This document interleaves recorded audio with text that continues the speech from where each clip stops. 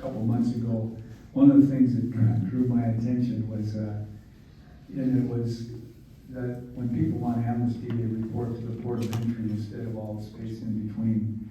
And I thought, well, there's a good idea. Because when I interviewed all my old smoke jumper friends who worked for the Border Patrol as trackers or pilots or whatever, they said, we need to have them come through the front door. And then they would add, we need a bigger front door.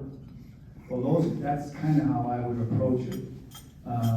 There's always someone who we would want, whether it's somebody's interpreter or somebody's old tank commander, whatever, a chance to come in. And so this phrase "open border" is too general for me. We need to be able to look at who's coming and look at their bona fides when they show up at the port of entry, and then decide. Open borders, Right. open borders.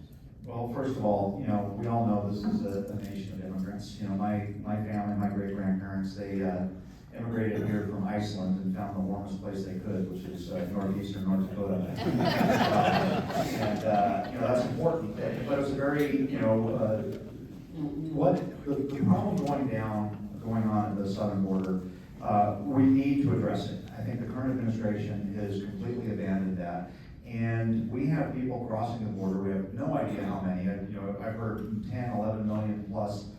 We have no idea who they are, what they want. Some of them, I understand, are economic refugees. I was down at the border 3 months ago and just walking around the wall onto the U.S. side were West Africans, Middle Eastern, Chinese, in their 20s to mid-30s, and they just get let go. And I think that in terms of national security, it's important that we know who is crossing our border and why. We need to have comprehensive border reform so that we know who's crossing that border and why.